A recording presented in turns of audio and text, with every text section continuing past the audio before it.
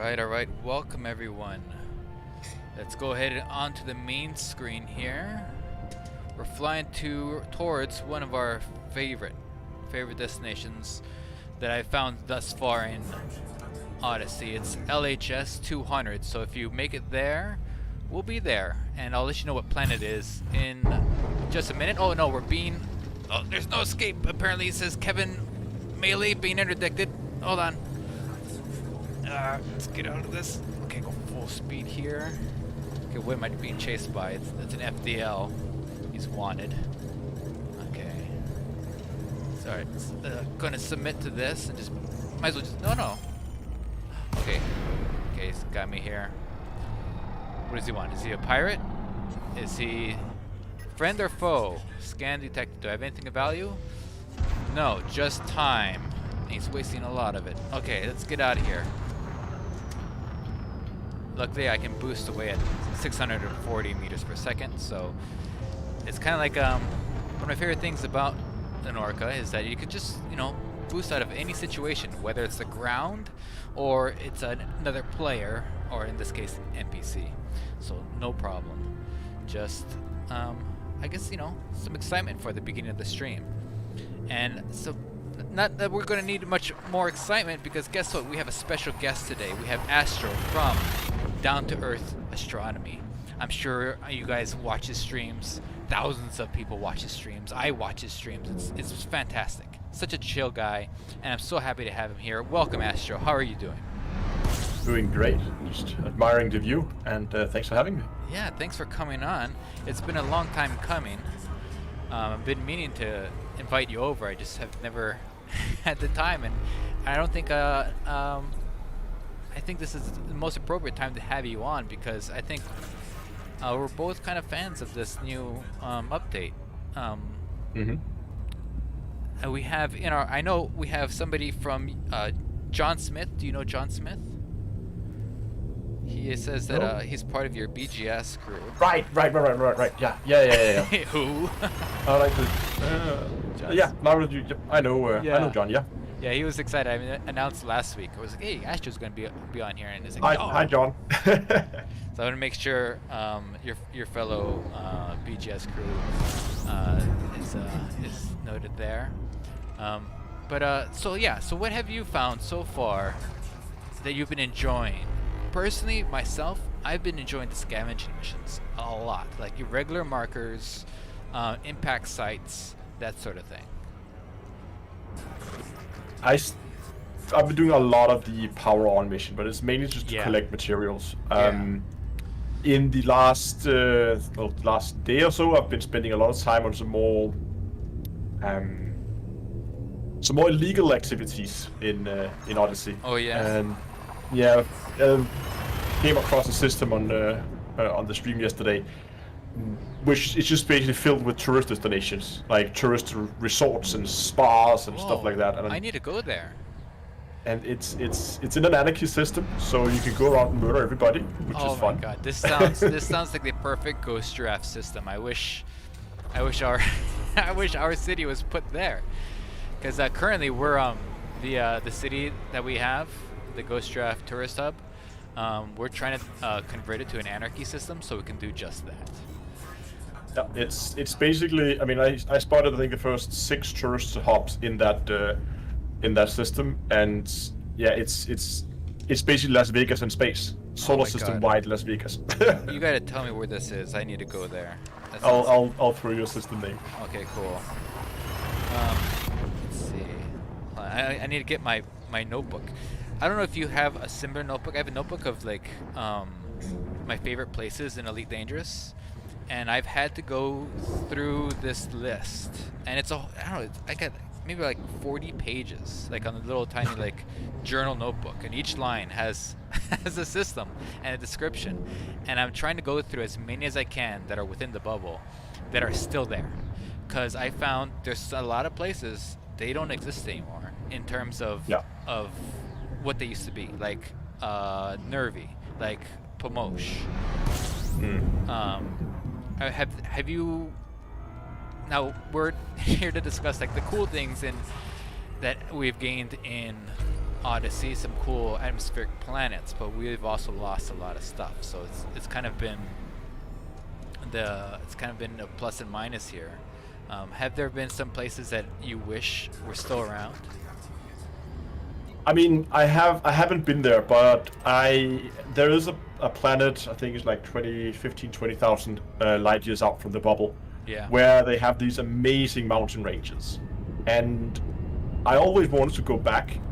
It's been, I think, a year since I've been there last, and I always wanted to go back there someday, just to take a look. But I know that in Odyssey, at least, those mountains are most likely gonna be gone. Yeah. And I feel like a lot of the canyons, a lot of those planets with the deep canyons, I think it's just the planet tech has been rewritten in a way that two things. One, those big mountains and ravines don't seem to be as prevalent, or if they're around. And two, the ground seems to be a lot. It feels like everywhere you look is like the top of a cream pie. You know what I'm talking about? It's just crème brûlée. Yeah, it's just totally like mountains and hills for the sake of having mountains and hills. Right. Yeah. And also we're waiting on the ice planet stuff, like the stuff that they've been showing us in all these really cool screenshots from, I don't know, years now. All right, so I am here. I'm at Alamera Dua. Have you ventured here yet? I'm in orbit right now. Okay, cool. I'm just you know what I realized? taking some shots of it. You know what I realized?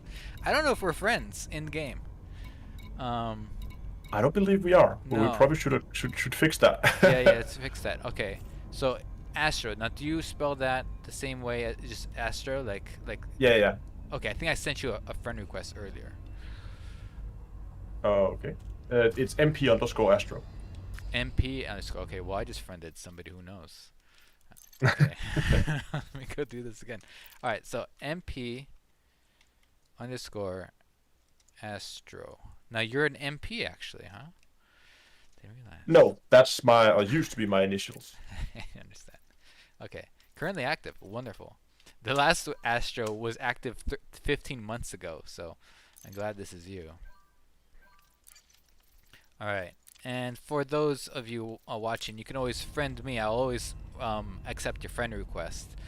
That way, you guys can always know where I am when we get to stream, and it's easy said and easy done. Having said that, the galaxy map, Astro, is missing a vital component of being social, which is the whole, like, if you go to system information and you have a little green square here with, you know, a supposed friend there, it doesn't tell you which one of your friends is here.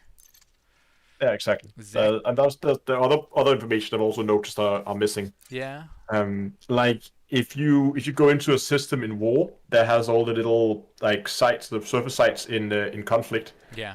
They come just like conflict zones in space. They come in various sizes or difficulty levels. You cannot see from the map, of the system map. As far as I mean, if it's somewhere, please tell me. But I cannot figure out how you see, if I click on a site, what difficulty level that site is. Yeah. There's two here. Yeah. There's a war going on over here. Yeah, it doesn't say anything. Let's see. Description. Market features. Oh wait, no, that just tells you this. Yeah. Features. A war. War is our primary feature. Yeah.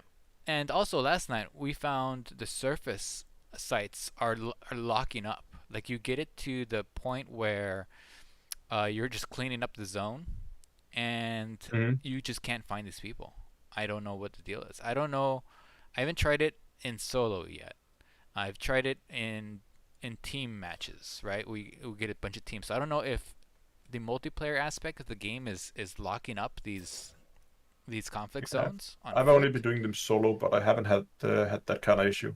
Yeah, and yeah, because I remember I was just doing it 2 days ago and it was working fine, but all yesterday, they would lock up at the very end. And last night we were doing it with Exegius, and he said that he was having that problem all day yesterday, but he was doing it with lots of people, and then we were doing it with him. So I don't know. I feel like it might Might. be an instance thing when more people drop in, more Yes. problems. But Elite has always been weird whenever you were doing Yeah. stuff with many people in an instance. Okay, let me go ahead and invite the team. Okay, send that team Yep. invite. So you're in orbit around the planet? Yeah, I am. Okay. Yeah, basically just at the orbit of outside the rings. Okay, cool. Let me see. Now, what's interesting about this place is just from the outside, it doesn't look like it. I mean, it's cool. You have this smaller ringed planet, or ringed moon, around a larger ringed planet, gas giant. And from here, like, okay, this is kind of cool, but the rings are quite faint. Now, if you go to one of the poles of this planet here, this moon, Alamera Dua, I wonder, that's got to be from something. I need to look that up. If you go to one of the poles there, number one, it's gonna be nice because you're gonna have it'll be in twilight hour, and the sky in these planets with the atmosphere looks really nice. Now, I believe it's Lagos Industrial Works. That's one of my favorite places to go. Oh no, that's all nighttime, so maybe not there. There's one near the poles. I suppose it doesn't matter. We'll just go to one of these guys. Oh, Alright. checking the system map, maybe. Yeah. You know what? And it was like this in Horizons too. The system map does not accurately show the night and daytime No, sides I of noticed that this as well. thing. So like, that's a huge. That's like, I don't know why they even put that in if they're not gonna do it right. Okay, I'm gonna try to select a place on the planet that looks halfway decent. Let's go here. Okay, you might have to drop on to my wing signal here. Yeah, I'm just going to. I'm gonna choose this crater over here. Yeah, I'm locked onto your wing. Great. Oh, that's another thing. I'm so glad that wing enabled is just standard. Yeah. Yeah. It's those small things, but oh god. Yeah, Oh, that's some very beautiful colors there. very beautiful. Okay, coming in. I don't want to come in too shallow, but I think this is fine.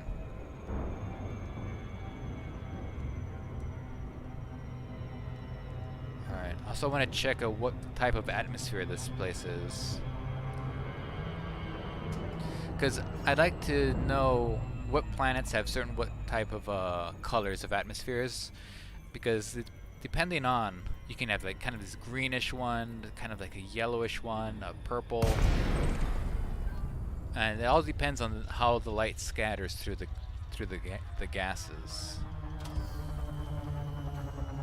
Yeah. Okay, here we go. Okay, so this is beautiful here. Nice purple hue to everything. Oh, it's so beautiful. And then over here, now through the gas, it cuts what the atmosphere is doing here. Is that it's Cryodroid loves it. It's cutting through the contrast. So the darkness of the darkness of space, the black of the darkness of space is getting cut by the atmosphere, and it's making these rings seem a little bit brighter than they would if you were out in space. So I'm not sure if that's an optical illusion in game or if that's how things actually work, but I don't know. In any case, this place looks great.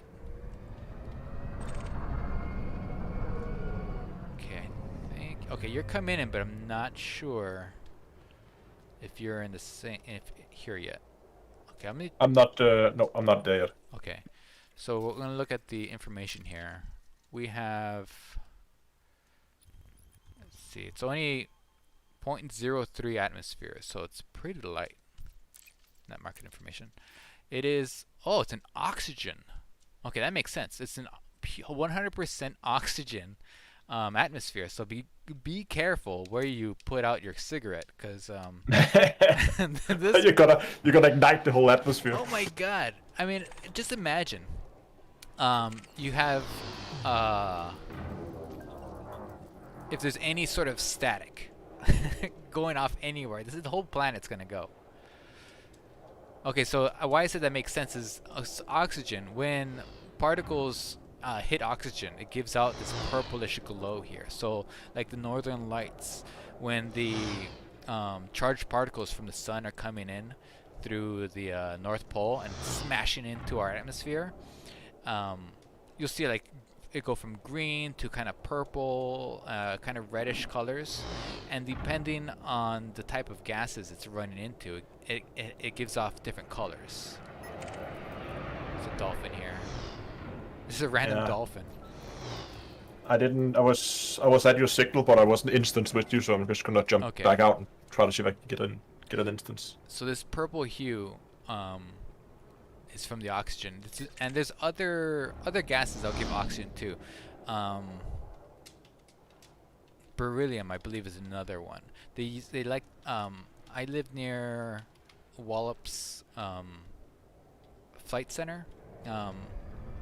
NASA uses it for launching satellites and for launching sounding rockets, and every now and then they'll send up a rocket, and it's a sounding rocket. It's meant to test the upper atmosphere of our planet, because there's a lot we don't know about our own atmosphere, and our own also the magnetic field. So they'll unleash all these different types of gases into the air, and so you'll have like these blooms of purple and green and stuff. But they do it like really early in the morning, like 3 a.m. in the morning, and it's pretty cool. Cool. So I think we've seen similar effects with some of the with the SpaceX rockets. They're all people posting pictures of some weird things they made. It will not instance. I am 50 meters from you. You're 50 meters. Yeah, I see your signal here. I'm gonna try a relock, see if that helps. Okay.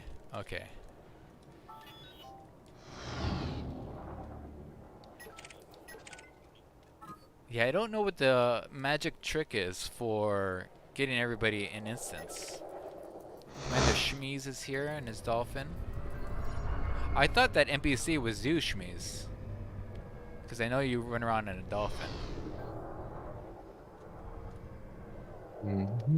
Where are you? Oh, it looked nice. Looking nice, Shmeez. Very nice. Alright, let me go ahead and... Let's see. Everybody turn their crimes against off in case we accidentally shoot each other. We don't want the cops coming in and busting up this party.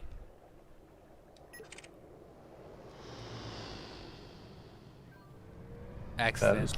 Yes, Cryodroid, accidentally. That goes for you too. If anybody's has been the scourge of accidentally killing people, namely Sparks, it's been you.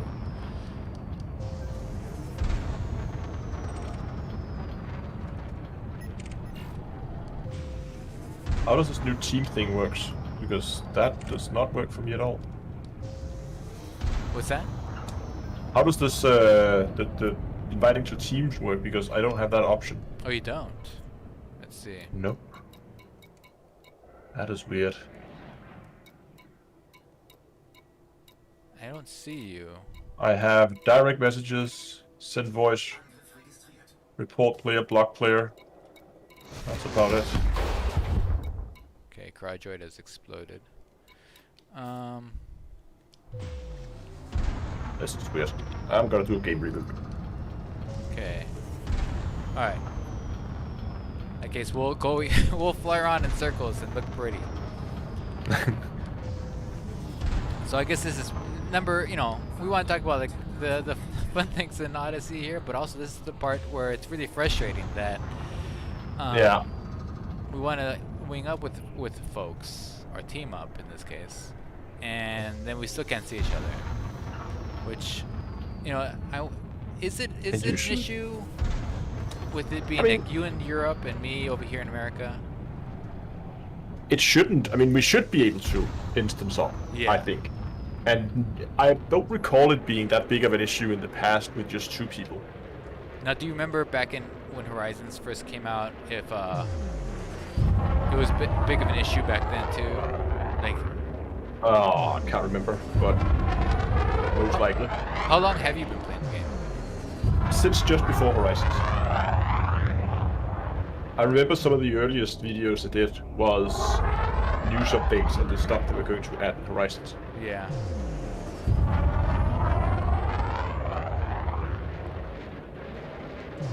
Oh, here we go. This is better. Invite to team.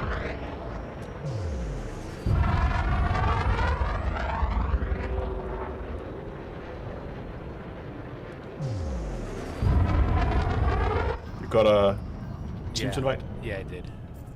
Let's see here.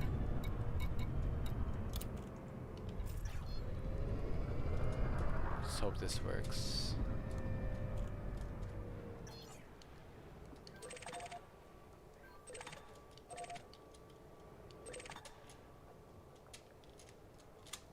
Okay, it says you're 18K away, 17. Are you dropping in? I am. I already dropped in. Okay. Let me It's an interesting start. yeah, let me try to jump out and jump back in. Yeah, see if you can drop it on my signal.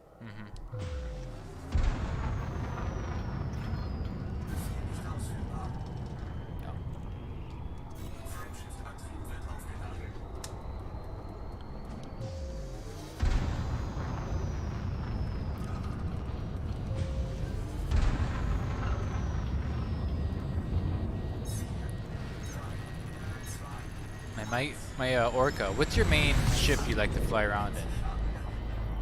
It used to be a Crate Phantom, Yeah. but after Odyssey, the Imperial Courier has been my go-to ship. Why so? Is it because you can land anywhere and jump out?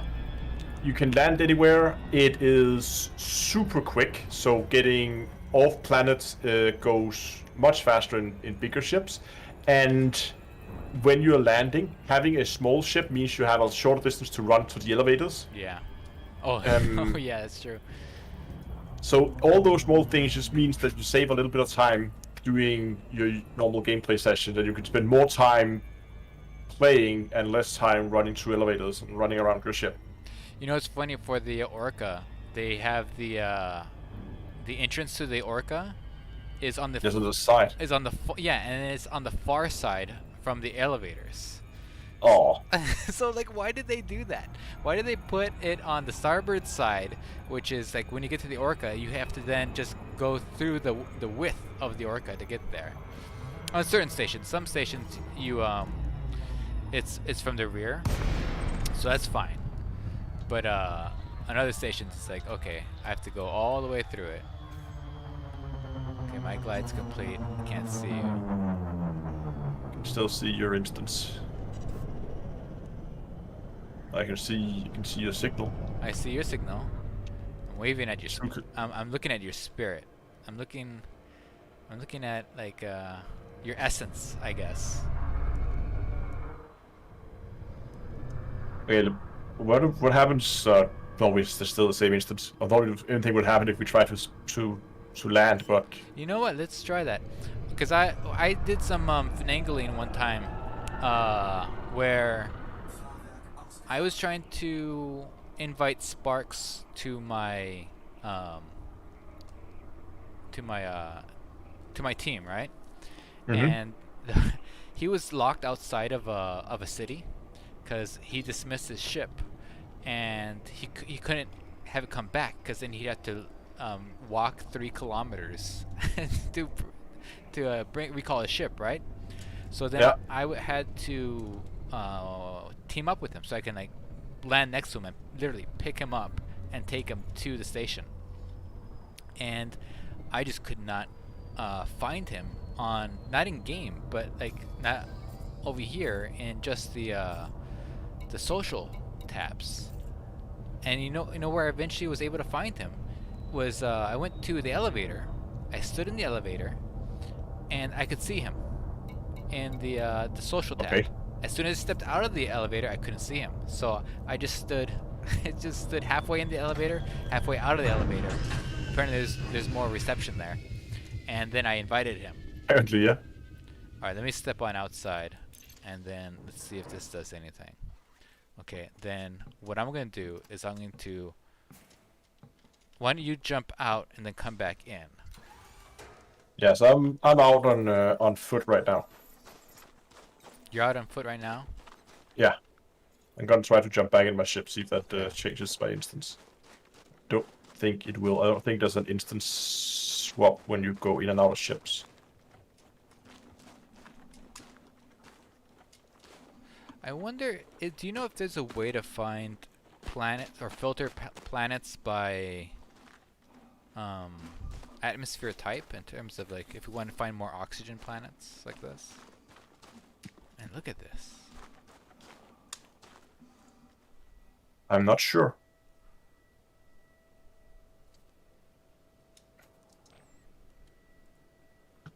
Okay. Still nothing.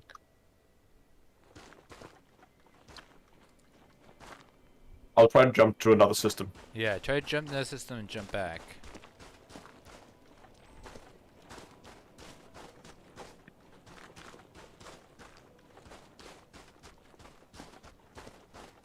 Hopefully that's gonna help. Yeah, somehow.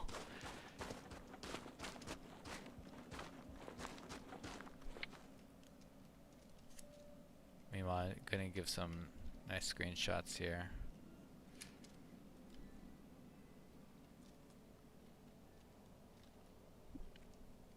And it's a kind of a minor thing. One thing I'm kind of confused what they got rid of was the anonymous helmet, right? Like a lot of folks. With the tinted visor. Right, and I kind of found the way around it through this cowboy outfit, which thankfully I liked anyway. But if I didn't want a cowboy hat, and I wanted to be like kind of anonymous in terms of what my face looked like, you can't do that. And I wonder why they got rid of that. Hopefully they'll put it back in, because I know some people prefer to play with like just general neutral character. Yeah.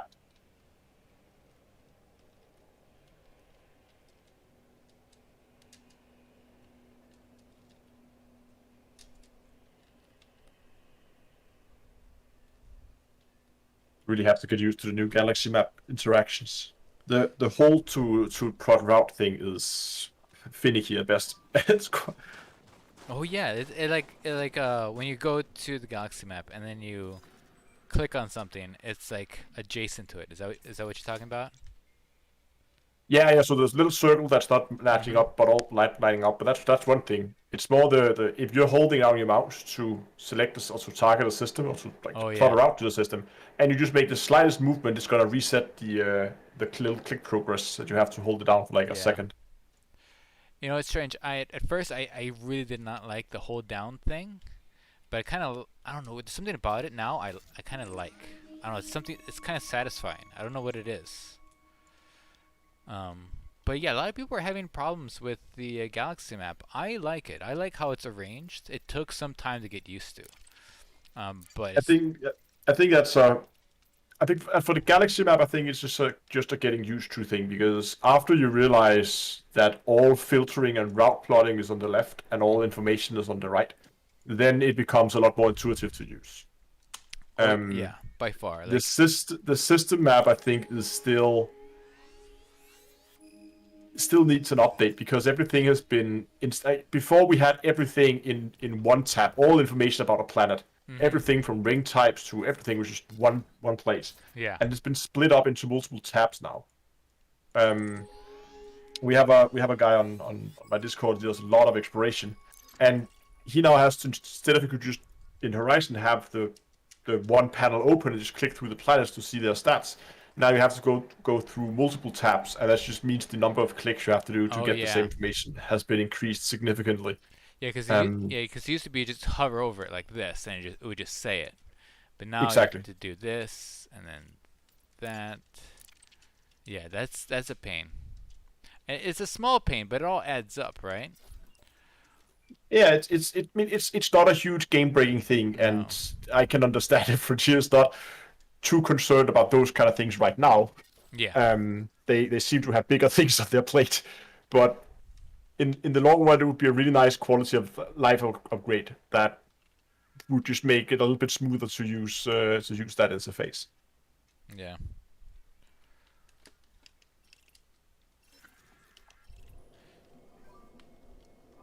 Okay, so Okay, I'm coming into the planet again now. okay. It's over here, kicking the dirt.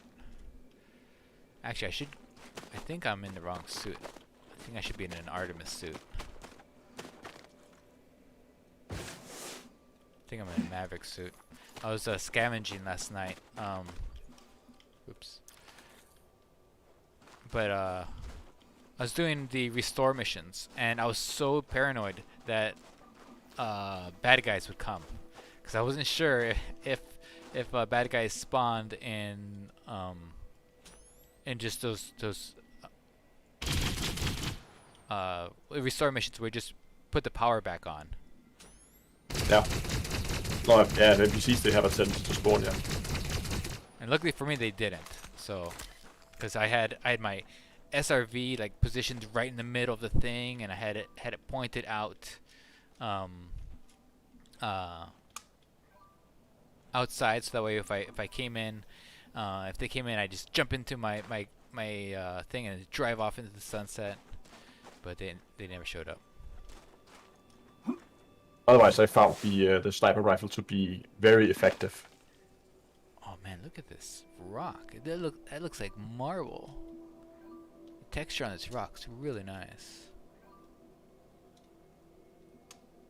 Okay, whoever is talking in the system chat, for some reason I can't see who you are. It just says bracket 0 bracket.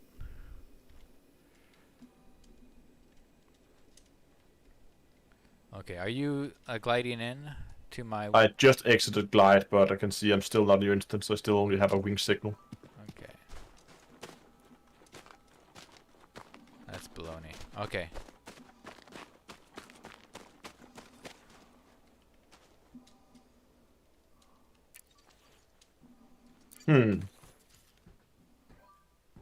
Let me try something.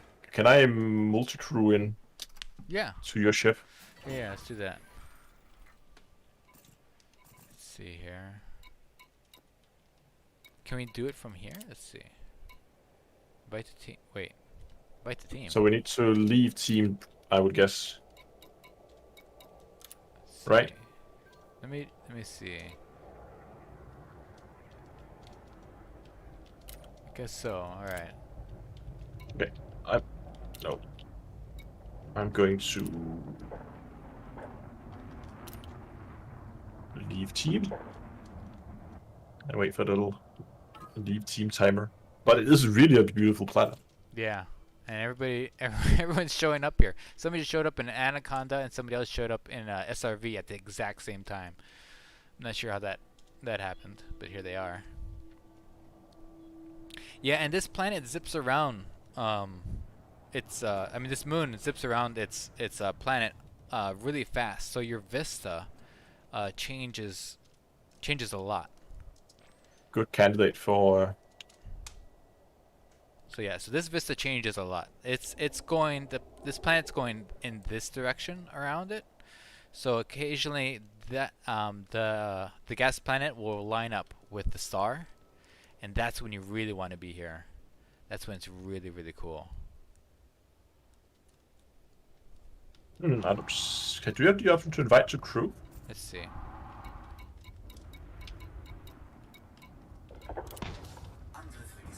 Invite to crew. Alright, I've invited. Yeah, got it. Now I wish that inviting the crew meant you could also use my SRV. Yeah, you can't with telepresence. You can't leave the ship when you're only there in telepresence. Here you are.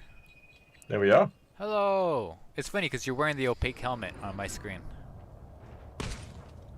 Okay. I don't think I normally do. Oh, right, yeah, it hasn't even loaded any... I guess that makes sense if it's a telepresence.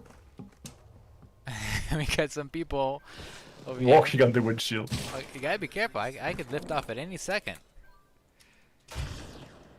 I'm guessing that is Cryojoid. I think he has the same skin as I do. Also, he's got a really cool paint job for his gun. That's pretty nice. Have you invested anything in any of your? Yeah, I have. Yeah. I had to. I've only done the cowboy outfit. Oh man, can I even leave the? Let's see if I can leave. Can I disembark with you in here? Let's see. I think you can. Can I just leave you here? It's like I feel like I'm leaving a child in my car while I go grocery shopping. Yeah, remember to open the window so it doesn't get too hot in here. Yeah, yeah, they're electric. I can't. It won't let me. Oh, I forgot to get an Artemis suit again. Oh, goodbye. Okay, goodbye frames. Here we go. All right, let's see. Oh, it's funny because you can see us, but we can't see you. Here's me. How you doing? Bye. Okay. I've been rather quiet, but I just want to say hi to Puff Puff because Puff Puff's gave me a call out. Puff. I'm here. I'm silent. Hi, Sparks. Listening to you guys. Is it Astro? This is Sparks. Sparks. This is Astro. Pleased to meet you, sir. You have a great channel. You Thank you. Okay. All right, everybody off of the Orca. I'm gonna take off just to wheel around and look at the ground at you guys. What happens if you dismiss it while I'm in it? Oh, let's find out. Let's do it. Hold on, let me switch into an Artemis suit. I found a grade 3 Artemis. Well, I didn't find it. Our Discord, I think Cryojoid and the Martian Turtle went around and found all the grade 3s, extra grade 3s for everybody. And so now I have grade 3 Artemis, Dominator, and Maverick. All right. So Okay. Artemis is not up to grade 3 yet. But I got the data rifle up to grade 4 now. yeah, It's pretty good. here I am. You see me? On top of the SRV? Oh, I'm not. Okay, no, I'm coming down. Coming down. Hi, it's me. Oh, there you are. There I am. It's me. Okay, let me get external of this. You can really begin to appreciate the size of these ships now. Oh, You yeah. have people walking around outside them. Mm-hmm. Okay, do a gentle pull back here. Also, it's fun to just kneel for no reason.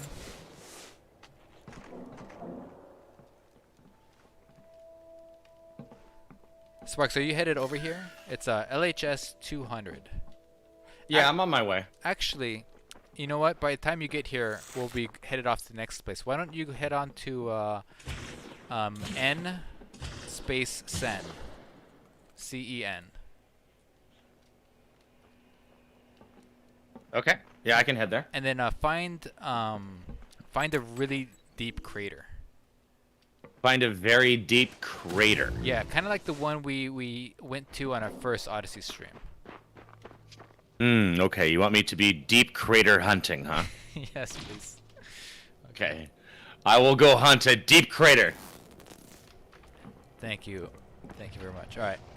Okay, everybody off of the Orca. We're gonna try to dismiss it while Astro's inside.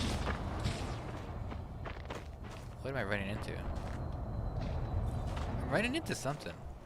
There's something here, and I can't see it. I'm gonna shoot.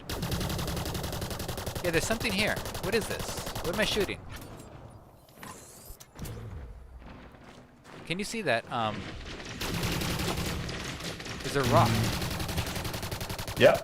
That's a rock, alright. You can see the rock, but I can't see the rock. I can see everybody shooting a rock right now. I see nothing. Okay. All right. Let's see what happens. I'm gonna try to dismiss the Orca while you're inside of it. Yep. No, but I can call an Apex shuttle. I'm just gonna bring down an Apex shuttle for no reason. You know what? I'm gonna see if the Apex shuttle will take me somewhere.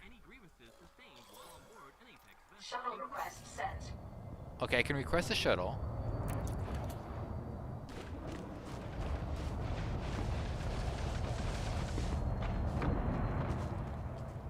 That seems like they could get you into a whole lot of trouble.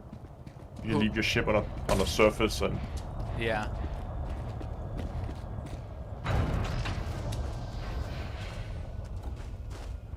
Now, Dirk Dozer has disabled everybody's SRVs. The shuttle is moving to your location. Okay, the shuttle's coming here. So okay, Astro, what I'm gonna do, I'm gonna board the shuttle and see what happens to the Orca with you in it. Yeah. For science! It's not even science, it's just game. I guess... Yeah, I don't know. Maybe it will end the session. Maybe it will take off with me inside it. Where it will go, I don't know. Yeah, I imagine it's just gonna break the multi-crew session. I would think so. Because normally when you dismiss a ship, it flies up and then it despawns. I don't know what happens if I despawn inside a ship. Maybe I should start writing a ticket to Frontier. Oh, that's the shuttle. Yeah, they shut out Donovan Bang. Okay, everyone's shooting at it. You better get in it quick. Alright. Let's see what happens. Alright, Astro. For science. I'm boarding it.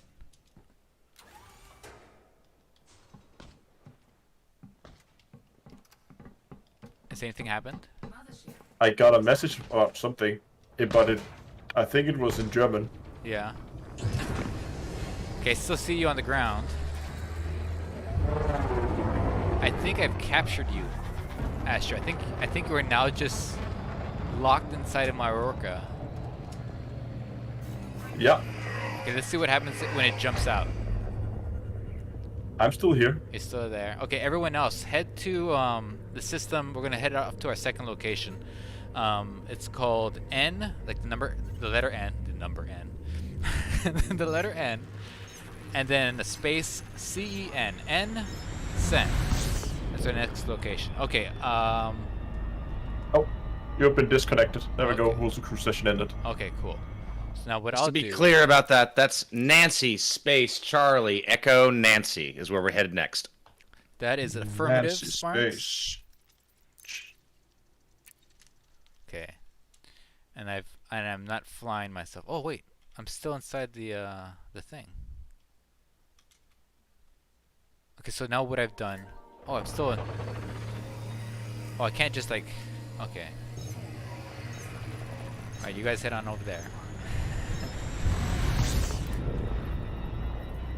I thought if I left to the Nope. main menu, it would just put me back on the ground, but no, I'm still in space. And you can't land shuttles at random spots. You can't go to random spots with the shuttle, so you have to recall your ship. Wonderful. Okay, let me get a. view. We're now headed to a new destination. Let's get into some deeper things here with our guest. Yeah. So, what got you into Elite Dangerous? So it started in 2015 when I recently finished university where I studied astrophysics, and I had to go and get a job, and I was looking for jobs, and it was really boring. So I decided to pick up Elite, and after playing it for a while, I was really enjoying it, and I thought, since I have some spare time, let's just begin to post some videos. And I started posting YouTube videos. And then after I finally got a job, I think about 3 months in or something like that, then the usual YouTube thing kind of died, and I didn't post something for almost half a year, I think. And then I decided to pick it up again, and then I've been active ever since. So, been enjoying it ever since. So yeah. If you don't mind me asking, did you end up getting a job in the field of astrophysics in some way?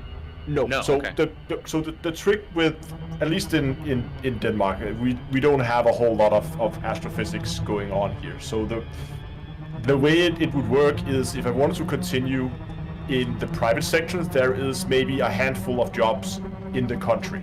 That's it. So getting any I don't of think those- there's a number of jobs even worldwide. It's a very specific discipline, as far as I understand. Oh, there is like, you could be like a presenter of various observatories, like a public, Right. taking guests, those kind of things. So there are a few private companies around Denmark that does space tech. So there are some, but they're very, very limited. So the natural route to go, if you want to do anything with astrophysics, at least in Denmark, that is to go the academic route.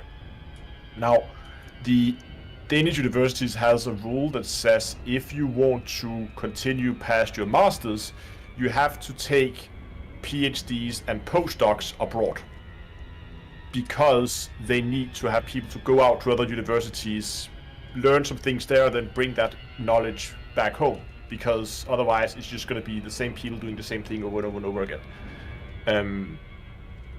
And that means that when I was done, if I wanted to continue down academia, I had to prepare to be living abroad for something like 8 to 9 years. And I didn't really feel like just moving around, living random places for 8 to 9 years. So I thought, okay, I still like astronomy. So astronomy is going to be a private hobby, and then I'm gonna go out and get a job as a programmer somewhere. And then that's what I do for a living. So how has your background in astronomy helped you either enjoy the game more, or helped you with what you want to create content for with your YouTube videos? Because that's, I mean, Mars and I have a couple different friends who also have similar backgrounds, and it's always fascinating to hear people that are drawn to Elite who actually, excuse my language, but know what the fuck they're talking about with regards to what goes on in the universe.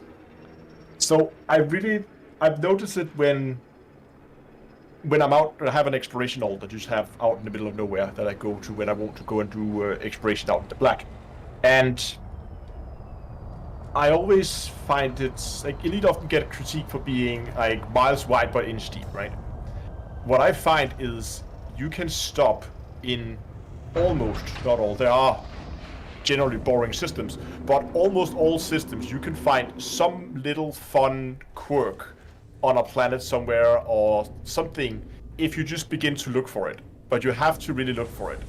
And then you can actually find some very interesting details. It could be something as simple as, oh, have you noticed the orbit of the outer planet is very inclined, so it looks like that could potentially have been a captured object. Okay, we then go and look at the stats of it. Does this match something that would be a captured object? And in the majority of situations, yes, it does. Or maybe you have a planet that has an abnormal large axis tilt or something like that. And then you could discuss, so why do planets have axis tilt? And so in that way, yeah, it helped me, I think, appreciate the details that Frontier has put into the Stellar Forge when you're out exploring. But it also means that I spot things when they're wrong. Like Beetlejuice, for instance, is way off. I think they got the math completely wrong on Beetlejuice. Wait, what do you mean they got the math completely wrong? The mass that is listed within game is completely wrong. Oh, the mass. Okay. The mass, like the weight. Uh-huh. So some of those things you also spot sometimes. But I think that's why I'm enjoying Elite so much, is like when you fly around and you spot these kind of small things, or if you go to let's say a gas giant and you see, oh, there's a moon that is orbiting really, really close to the gas giant, so I'm probably going to be expecting that to have some very significant canyons in it. And again, in many situations, it will have that, because that is things that Frontier are simulating in the Stellar Forge. Right. But by and large, have you found that Elite gets a lot of the numbers and general details right?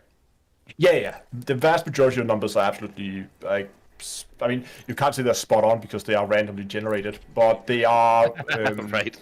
they are realistic, I would say, in the vast majority of cases. There are outliers here and there. In some cases, where Frontier just outright got it wrong, and in some cases, it's just the fact that if you generate 4 billion random systems, some of them are gonna be odd. Right. Hey Mars, Yeah. people are wanting to know where in NSEN, again that's Nancy, Charlie, Echo, Nancy, where in that system are we going? We're going to a planet. Problem is, for some reason, I don't have any. There's a landable planet with atmosphere there, and I forget which one it is. Are you there already? Yeah, there's two stars, Uh-huh. and I think the one with atmosphere might be the third planet from the second sun. Okay, that I sounds don't know. about right. I guess the last time I was there was during the alpha, so I don't have a system map. If there's a landable planet with an atmosphere, that's probably it. So where on that planet? It will depend on you finding a nice big crater for us. Right. Because I'm the crater finder. You're the crater guy. Astro, have you shared with like maybe some colleagues or former classmates, Elite Dangerous, and what has been their take? I have mentioned it for some people, and I think they find most people find it interesting from an academic point of view. But if you don't, I mean, Elite is first and foremost also a game, and if you're not into the whole space sim gaming genre of games, then for people it is Elite is just basically like Space Engine but with extra steps. Right. If you get my point. Yeah, because I was going to ask you. You've done some videos for Space Engine also, and Space Engine also makes up information just like the Stellar Forge does. And my next question was going to be, how does the Stellar Forge compare to Space Engine in just creating stuff? But first, I wanted to know what your friends and potential colleagues thought of all this science. And I mean, because if you think about it, it is just a game, right? But it's taken to a whole other level that simulations just don't do. I mean, the only thing closest right now, I suppose, is Microsoft Flight Simulator, which takes like real world, like real time data, and then puts that in a game that you can play. By the way, for those on the stream, NSEN A6A, the one I was looking at was wrong. A6A, Crowdroid pointed out, is probably the landable planet you're looking at, Mars. Go ahead. I didn't mean to interrupt. I haven't done a side-by-side comparison by like how realistic is Elite versus something like Space Engine, but my gut feeling is that Space Engine may be slightly more accurate because Elite needs to both be an accurate simulator, but it also needs to be a playable game. Yeah. Whereas something like Space Engine is just trying to be a simulator and nothing else. So there is a slight difference there. So again, I haven't done the side-by-side comparisons.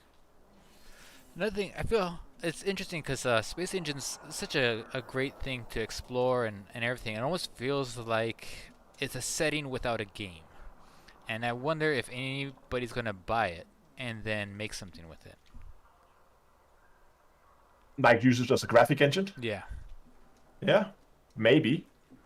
Another thing that one thing I've noticed that both Elite and Space Engine don't get correctly, and it's really no fault of their own, is orbits. So in Space Engine, you can, let's say you want to predict, or you want to know what Saturn looks like in like 5 years. In terms of like where the moons are going to be. The moons already right now are not realistically positioned. And the reason for that is that there's so much gravitational tug and pull of the moons that there's so many minute adjustments. Yeah. That it's the embodied problem. Yeah, it takes so much calculation that it's just best to be like, okay, here they are, relative distance they are from each other from Saturn, and then whatever. Here you go. So you can't use it as kind of like an astronomy tool. Be like, okay, No. I wanted to, because that's what I was hoping for when I got it. I was like, oh, cool. I'll when I look at through a telescope at night and look at Saturn, I'm gonna be able to see where the moons are. And no, it didn't do that. I was like, no, because a lot of planets or moons, sorry, they're tidally locked that aren't tidally locked, IRL. So. Yeah. That was too bad. And same thing with Elite Dangerous. The moons around Saturn are just kind of put there, and I mean it's not even the complete set of moons either. I just kind of just put there, and they're just there. So again, it's just a game, but at the same time, it's pretty incredible that just a game has gotten us this much.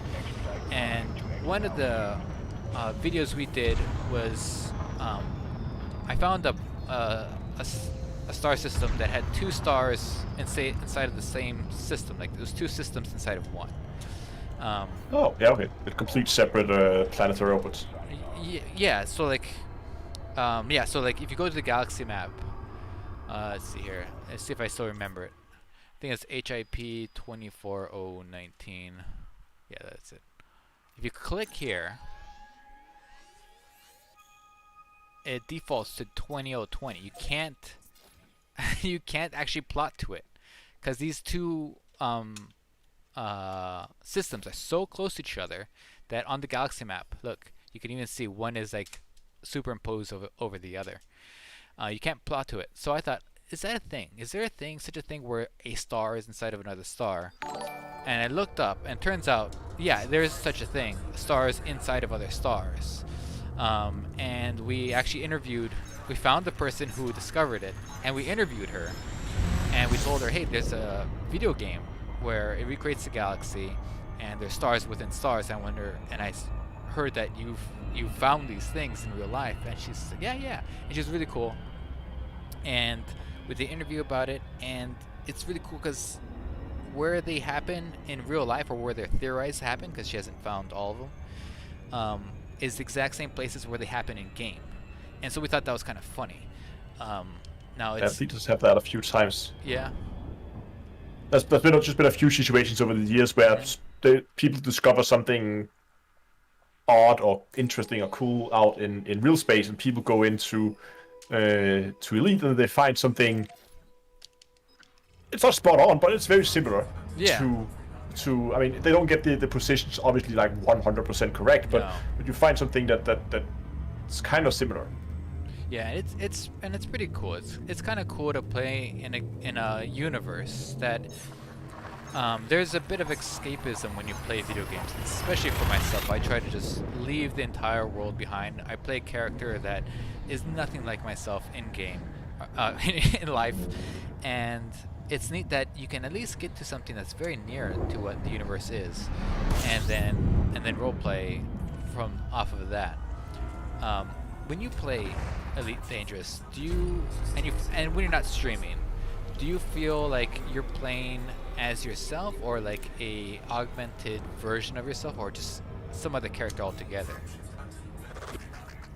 I think I mostly feel like I'm playing as myself. Yeah. I don't role play my character. I mean, I have one character that I do role play sometimes. I have my NPC crew member that I have on my main account also exists as his own separate account. So I might roleplay that sometimes, but for the majority of time, I do just play as myself.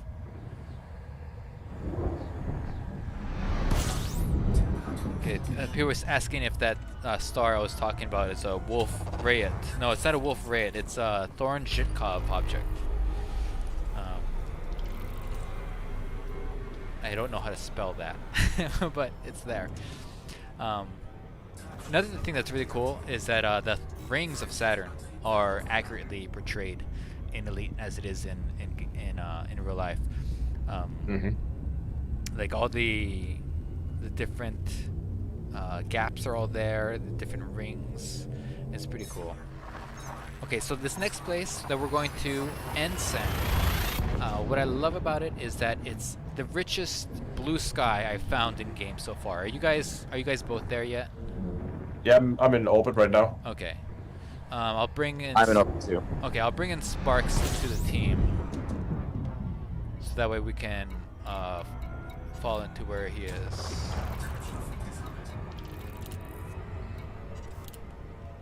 Okay, I'll be right there. I had to wait for my Orca, so thanks Sparks for for fielding the questions while I waited for my Orca to get to where it was.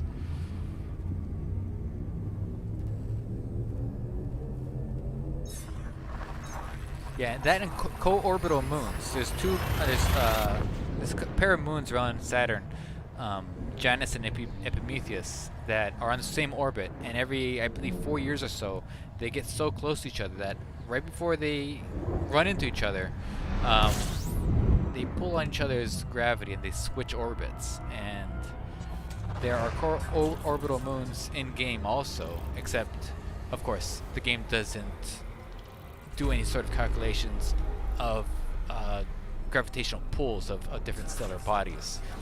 So instead of them switching orbits, they just clip through each other, and those are always fun to find. I love finding these sorts of things, and it's just it makes the game. I know some folks say, "Oh, this is immersion breaking" or whatever, but I mean, they're rare enough that when they do happen, they really feel like a stellar event. Have you ever run across any stuff like that where it's just, okay, this is just completely wrong, but let's all go here and just enjoy it for what it is? I have come across, I've found like 5,000, I think 5,000 from Cologne here. I found a moon where it was orbiting so close to its parent object that it felt like when you were sitting on the surface, if you reached your hand up, you would pretty much touch it. Yeah. It pretty much like took up the whole sky. It was quite interesting. And those close, like ultra close orbits are planets or moons are not likely to form like that, because they would most likely be ripped to shreds by the tidal forces. Right. Like Phobos. Is it Phobos around Mars? It's closer to its parent planet than any other moon is in the solar system. And I believe in a couple million years, in just that little amount of time, it's crossing what's called, I think it's the Roche limit, where the front part of it is being pulled faster towards the planet than the backside of it, so it's going to be elongated and then torn apart. And then we'll have this cool ring around Saturn. I mean, around Mars. So that's going to be kind of cool. All right, I see. Yeah, it's going to take a while to form a ring, but eventually that thing will be ripped apart. Okay, Sparks, I'm sending another team invite, and then I can. I got that one. Drop into where you are. Okay. So, Astro, I heard you like craters, so I found a crater inside of a crater, dog. Nice. I'm on my way. Oh, is that you? I have someone. I'm in instance with someone. It's definitely not me, because I see your wing signal for both of you. You guys might see each other. For people who are complaining about instancing, I'd like to, first of all, the amount of things that are broken in Odyssey, there is no absolute call for. It is ridiculous how broken this game is. Frontier, you should be embarrassed. That being said, the thing with just instancing in general, just to remind people, Elite Dangerous doesn't have centralized servers. They do have them for matchmaking, but everything is a peer-to-peer protocol. And long story short, what that means is it's very complicated for the devs to have a networking stack that does all these crazy things that you actually take for granted. It has to punch through your NAT. It has to deal with a lot of things that you use at home to have a secure environment, to try to connect these things. I mean, this used to be something you couldn't even do, 15 years ago, because they just didn't really have technology for traversing the different firewalls that people would have at home.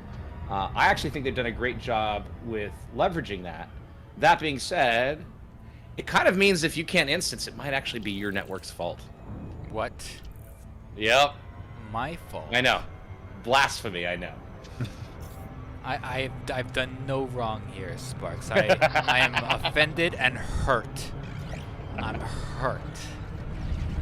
And then also just to respond to chat, Mir Blick asks, why is your ship assistant German? I think the answer we all know is, why not? And yeah, we are always in open, Andy. We are always in open. Yeah, There's sometimes when we're not, but like... I like giving my ships personalities, and I feel like my ship is from Bavaria, and it also gives a sort of a mystique to what's going on. I feel like sometimes I'll have like what's it called, like emergency warnings or stuff like that, and I'm like, ooh, what's he talking about? I guess I'll find out. Okay, see Dirk Dozer. Oh, that's a pretty crater. That's a very pretty crater. Okay, let's see over here. Contacts. Spach. I haven't seen the crater just yet. It means business, that's for sure. Okay, here we go. Just since we're talking to an actual astrophysicist, I have some actual astrophysicist questions to ask, if you don't mind, Astro. Yeah, go ahead. So, realistically, what's the likelihood that Earth's going to be hit by something? I mean, it's being hit by a few million tons of stuff every day, so Yeah, so Sparks. likely. Yeah. But but Astrophysicist. when we're talking about, you're thinking like we're talking like extinction level events stuff. I mean, Yeah, not even happen at extinction level, like just maybe just like something significant, right? Which is like something hits and it's not just burnt up in the atmosphere, you know. So it has some significant. Okay, something that's slightly bigger than it yeah, okay, something that actually makes it to the. I mean, we're gonna have it's difficult to say because we have so little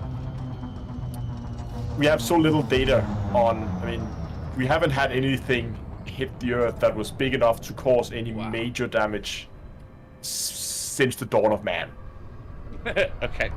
So I mean, it's unlikely, but it is. Okay, let me put it like this: I was doing our course on at work where we were looking at cryptography, and to put it into perspective, they were calculated the chances that a meteorite would hit a specific data center and completely wipe it out. The chances of me sitting down and randomly guessing the password for your online bank is higher than you catching an asteroid in your head. So you're saying Well, that's a that's- chance? That's not fair because my password for my bank is just password 123. Right, okay. Then you should probably start wearing a helmet when outside.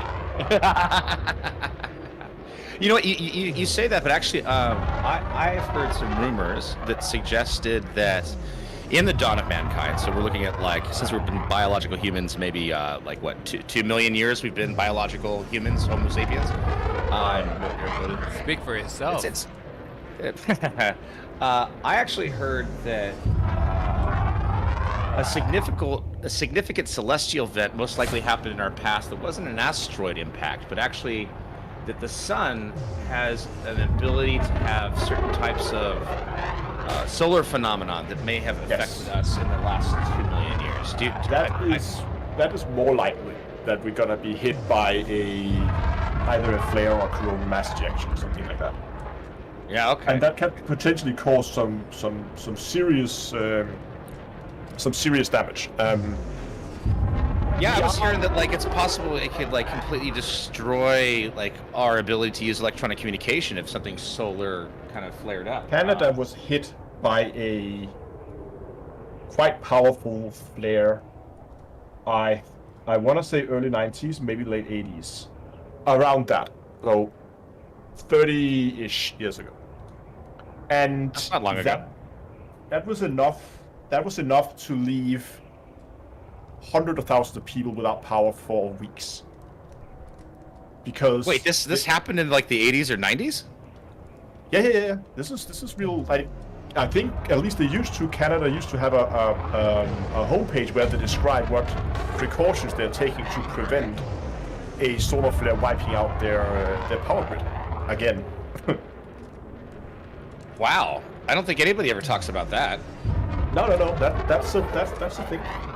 What Canada doesn't want you to know Yeah. about their power grid.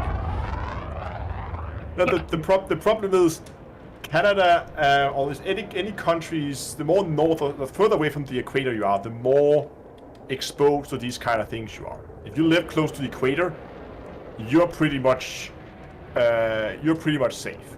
I mean, if anything hits us that powerful that is going to wipe anything out close to the equator, I mean, then everything is gone. But what is much more of an issue is, of course, satellites, anything in orbit, because it's not protected by the Earth magnetic field the same way that we are at ground level. Okay. So satellites are very vulnerable to this. And it's something they have to consider, especially for Mars missions, because we have so many communication satellites in orbit right now that should we lose a few, it wouldn't be the end of humanity. But if you are on Mars, where first of all the magnetic field is much weaker, so you're much more exposed to these kind of things even at surface level, but they will most likely also have some kind of communication satellites in orbit so that they can communicate with Earth. And if those get wiped out, you don't launch a new one a few months later. It's going to be years before they can reestablish communication then. So they are much more exposed to this than we are here on Earth. So that was actually the field that I was studying in. I was doing what's called magnetic fluid dynamics. So it's like it's like fluid dynamics, but with a magnetic fluid in a very magnetic field. So yeah. And the point with this was I was working on taking magnetic field data from the sun and then try to reconstruct the magnetic fields in a computer simulation, and then see if we could detect precursors for these violent flares and mass ejection events. Okay. Because it's been discussed a lot if we can find precursors. So, in rough terms, basically we're trying to do weather forecasts for the sun. Right. Because Well, there's like this new data that's been coming out where it turns out civilization is most likely not 20,000 years old, but is much older, with things like the weathering on the Sphinx, and of course there's like a lot of people who have conspiracy theories about ancient aliens and stuff like that. But realistically, one of the things I like to think about is the idea that if civilization is older than what we've been told growing up, right, older than 20,000 years, and they know this because they're seeing like more like old artifacts where they have very ancient buildings that have basically like star-aware civilization, right? So they have like some, things much like what's it called? What is it's like Stonehenge, right? Where like there's a celestial map about how Stonehenge works with like the stars. That you wouldn't be putting those rocks in that formation unless you had some knowledge about how the stars work. There's older ones that are 30,000, possibly older. But one of the things that is brought up in those discussions is that civilization could be very much affected in the past by a solar ejection or some sort of celestial event that could have been catastrophic. And I just find it interesting that I mean the same danger exists today, and like I don't know if the common person they think about asteroids. They don't think about the solar stuff that you're talking about. I don't know if that's public kind of discourse. It's also a harder thing to kind of think about. It's just like with viruses and stuff. It's like this invisible thing that's going to kill everybody or destroy civilization as we know it. It's like these bigger things. They're like these asteroids, and we have like something in the past with the dinosaurs, and we can see craters, but like you can't see the effects of a super like solar blast. The thing is with Wait, like Astro, a solar are you in our instance now? Is that you? Yeah, I tried to get out on foot, and I had a crash to desktop, and then I logged back in. I got instant. Okay, everybody, oh, stay up there. That's beautiful courier. Holy mackerel. Yeah, I love it. That is nice. Everybody jump onto there. I'm gonna film you guys. Have a party on top of Astro's courier. That is beautiful. The yellow sky in the background. Now I did advertise this place as a blue sky place, but we are right in the twilight zone of this area, so. Yeah, we could go closer to noon later, I guess. I think that's Cryogenoid. Cryogenoid is exhibiting a behavior of grenades when you put them on top of ships or SRVs. it'll What? It'll lag there for a second. Oh, okay. Oh, there we go. It's the shield. Okay. Yeah. I was like, what? Now we've Yeah, I landed in the crater, and the first thing that happened was Cryogenoid hit a fighter right into my SRV, exploding it and destroying it. So I'm now just on foot. I guess it's because the grenades have some kind of timer that they only trigger after they actually hit the ground.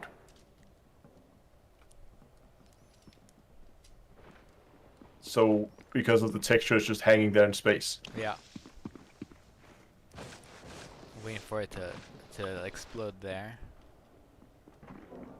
This is nice. This is a nice family shot here. Sparks, are you in here too? I'm getting up there. Nice. I love the effects of the shield grenades. Okay, if everybody can face the sun in a line abreast, like so, go ahead and line up along, starting at the cockpit there and having like a kind of like a conga line there and facing the sun. I want to get some nice shots of you guys up there. Now, Sparks, you used to fly a courier for some time. I did. It was nice because you would take you would take your VR headset, and sometimes you would just, because the cockpit of the courier is so big. Yeah. You could. No, I would actually put on my VR headset. I'd also put on some music, and I would go. Sometimes I would even pick out. I don't know if you've ever done this, Astro. Like pick out a star actually in the sky. Go visit the star, and then I would just lay on the floor of my office, drinking a beer, listening to music in my spaceship. Now, whoever's in the Mamba or FDL, please don't kill everybody on top of there. We've tried so hard to instance with each other. But Astro, have you ever done that? Have you taken a journey to maybe a star that you were studying either in school or just a fan of in terms of its celestial absolutely. significance? I have done sessions where you're out with your telescope and you're looking at stars, and then you go in and you fly to it in Elite, and that was one of the things that actually got me like hooked on Elite to start with, because there's something about when you're sitting out there with your telescope in the back garden and looking at stars, and you like secretly you always wanted to actually go there, and now you can kind of get that feeling a little bit more with Elite. So you can actually go to that star and visit it and see what it may hold. Okay. So academically, are you still connected with people from university? Like, do you talk to people that work at either observatories or astrophysicists? I know a few people around, both people that I studied with. My professor, he doesn't work at the university anymore, but I still know a few people. But again, I don't really stay up to date with the academic side of it. I mean, the day's too short to read every scientific article that comes out anymore. Yeah. Sure. There's, I don't know if you do this, but there's a website called, I think it's called something like Academia. Archives. And then I subscribe to it, and I get updates to anything that has to do with convergences, like when satellites running into each other. Oh, right, yeah. And that's fun to read, but yeah, it gets ridiculous to the point where like all these papers come out, you can't read them all. Oh, okay. Oh, cool. I'm up here too now. So, Astro, are you really excited for Whoa, where'd the ship go? for the James Webb launch? Gonna be interesting, yeah, absolutely. Yeah, it's later this year, right? Sorry? They say so. All right. some reason I fell through your ship. Okay, I'm gonna go right here. If you go further than this, you'll fall through his ship, so watch out. I think this part of the ship is made out of like cellophane. Well, look at this orb thing. I forget what this does. What's your module here? I forget what this is. Is this? I think it's yeah, that might be utility 1. Yeah, what do I have in utility 1? It's probably one of the scanners. Could be a wake scanner maybe. Yeah, I think it's a wake scanner. It's all kneel before it, like we're in reverence of it. All hail the orb. All hail orb. All hail orb. All hail orb. Orb. Orb is all knowing. Orb knows all wake scans. Orb is great.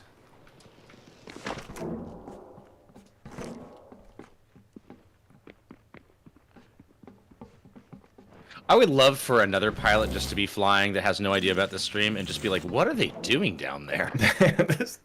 Okay, everybody freeze. Stay still there, because the way the animations are so weird that it just kind of. You guys look. That's jittery. You guys look like your it looks like a stop motion animation video game.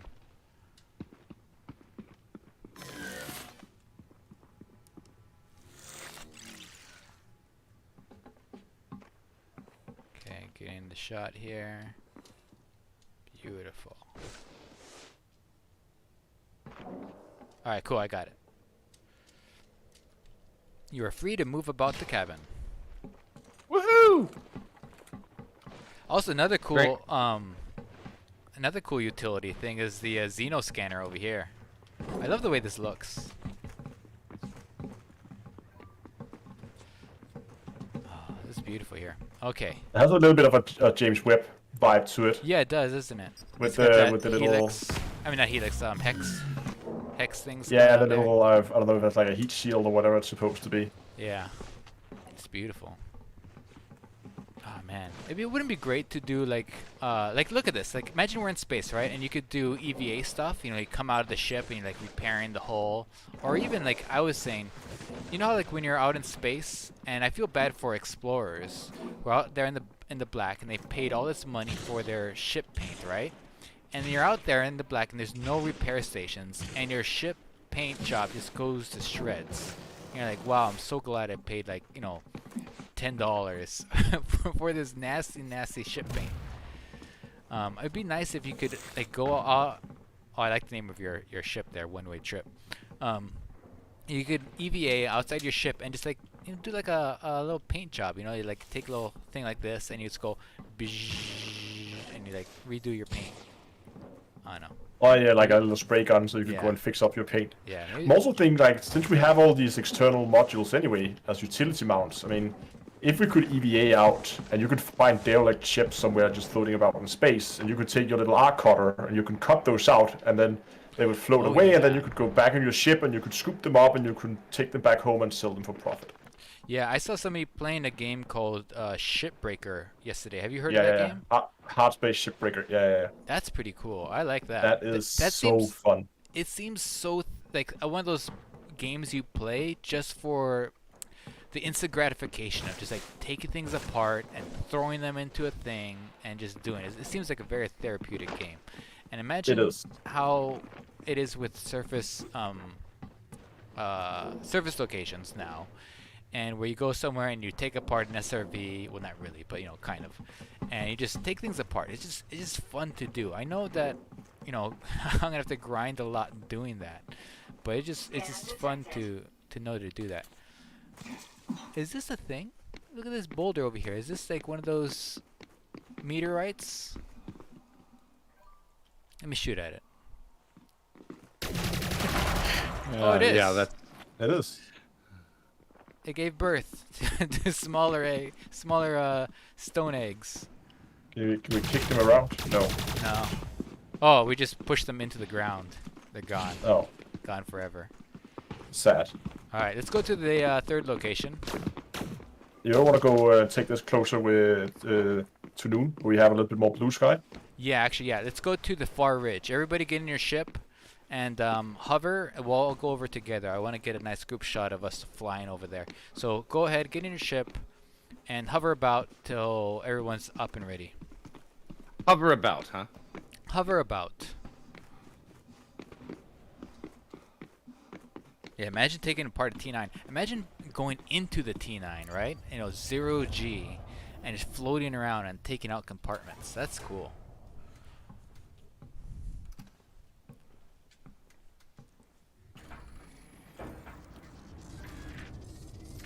Okay, up in the air. Cryodrite says, "You monster." Well, I mean, like one that's already dead. Oh, somebody died? Somebody get killed? Nope. Something died there. Oh man.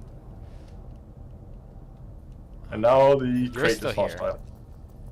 I'm still here. Sparks is still here. Sparks is red though. Sparks is red? Why is Sparks red? What do you mean red? I don't know. Okay, I see Maybe your- somebody I see your shot at SRV, me. Sparks. Where are you? No, you don't. I No, see- you don't see my SRV. Well, I'm literally looking at it. No. Oh wait, No. timeout. Cryo exploded it. He crashed into it with a fighter. It's literally right in front of me. He exploded himself.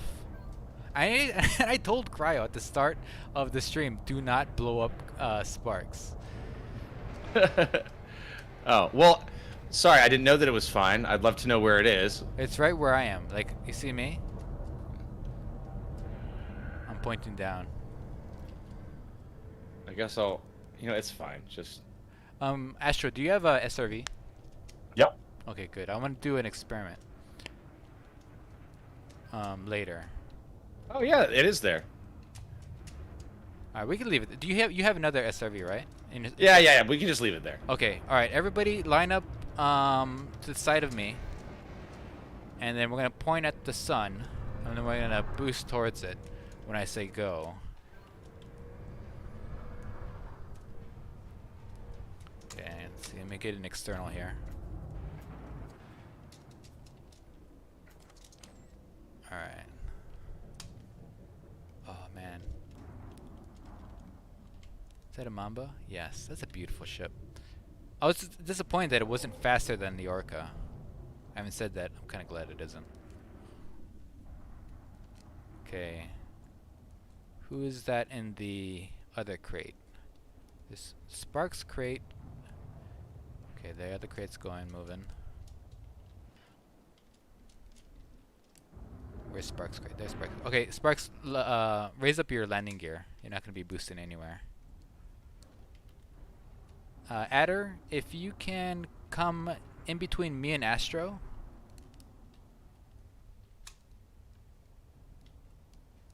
Okay, this should look pretty nice. Oh, fantastic, fantastic. Alright, if anybody has chaff, when we boost, go ahead and release that chaff, because that'll look pretty nice. Okay. Sparks, if once you boost, that'll trigger everybody else to go, alright? Okay. Okay. We'll just wait for the stream to catch up and hearing what I just said. So as soon as you see Sparks boost and doing his chaff, everybody go and point towards that ridge. Try to stay in a straight line here. Alright, go for it, Sparks. Here we go. 3, 2, 1. Bye-bye.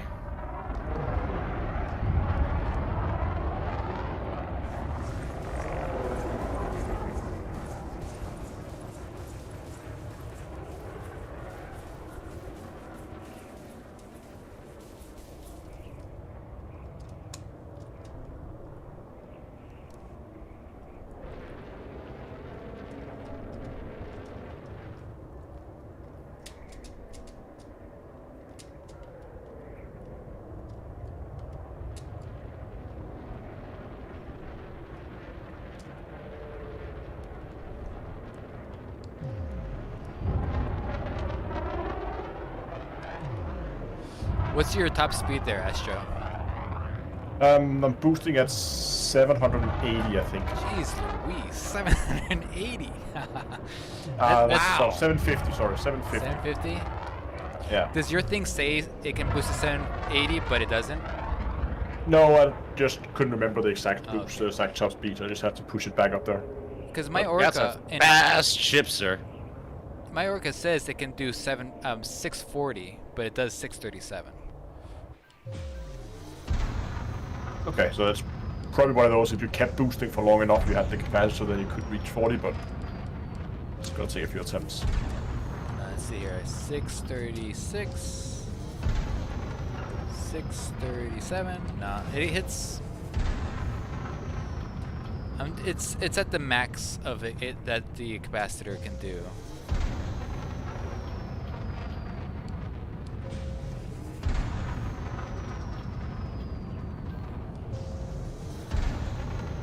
Shmeez is slumming it with 580. Dirk Dozer's doing 620. Yeah, I think that's the maximum for the Mamba, 620. 685, Martian Turtle. Martian, what are you doing? It's got to be 690. So you got to have your. If you're not going for full. That build has to go back to the drawing board and squeeze 5 meters a second out of that. That's right. That's right. We need your build to be either going 420, 690, or just way too fast.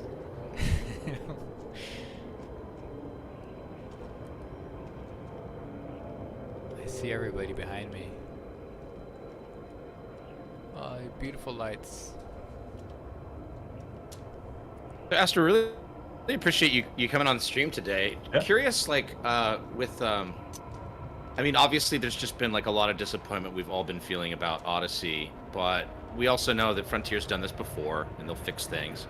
What are you looking forward to in terms of just like either from like a gaming experience or from a I can't wait to create content about this? What are you looking forward to in Odyssey that may not be available right now, or maybe it is? I don't know. Just like what's your jam, man? What is it that you're excited about?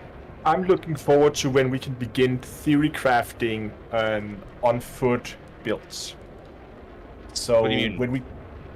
Yes, no, so I mean, what engineer combination works well, like if you want to build like a really good exploration suit, like the luxury Artemis exploration suit, what do you do with it? What kind of modifications do we put on it? What is needed, what is not needed? And the same with the... like weapons, probably not the most useful things for exploration, but at least for both the Maverick and the Dominator suit, weapons are going to be important. And I'm really looking forward to being able to figure out what combinations, like what is fun and what works and what doesn't. Just come out of the rim here, and holy mackerel, what a view! The mountains here are crazy. Yeah. Also, I noticed. Oh, sorry, I interrupted everybody, but there was a shadow cast from my ship behind me. I didn't notice that before. Now, when you say luxury Artemis suit, what do you mean by that? I mean, I don't have an overview of exactly what engineer modifications we have available, but it could be, let's say you have an exploration suit and we're limited by how much power we can have on board. So maybe you want to build one that just have insane amount of time away from the ship. So maybe you could do really long time lapses if you want to do that. Yeah. But that's going to require a specialized suit, because you can't do time lapses right now because you're going to run out of oxygen and starve, choke to death before the video is done. So for that, we need to begin to build out the suits. And the same with combat. I mean, there are, just from the surface that I've seen, there's a lot of different modifications that is potentially quite interesting. And I think beginning to theory craft the combat builds for on-foot gameplay is going to be interesting when we get a chance to do that. Here's the ridge. It's one of my favorite views of planets like these. So you go over here to the ridge side, just gonna dive on in.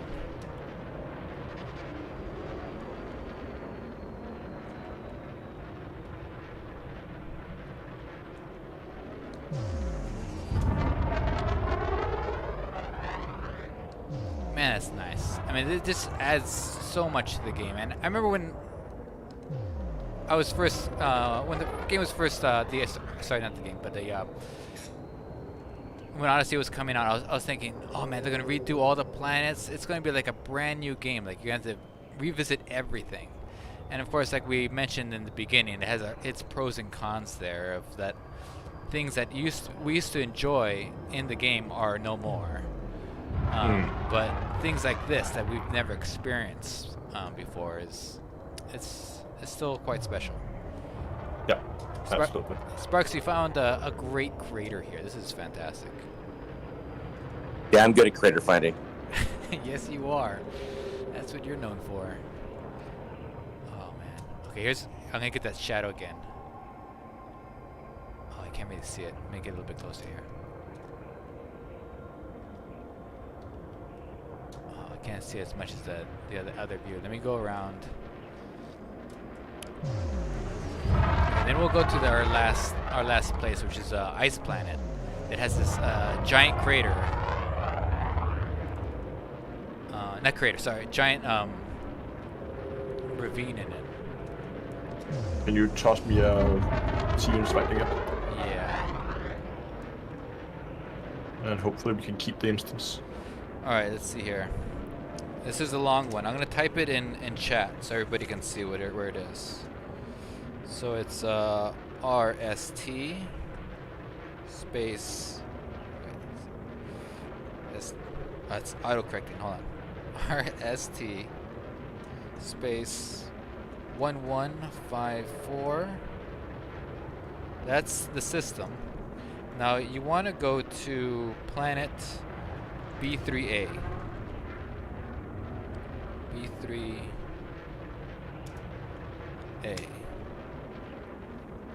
That's where we're headed.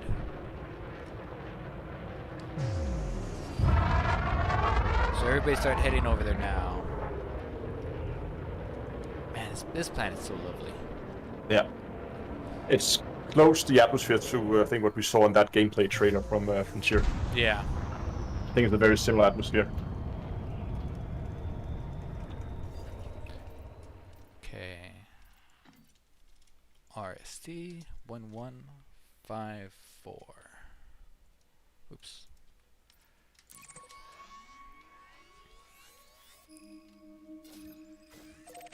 Okay, it's a little bit far. 6 jumps.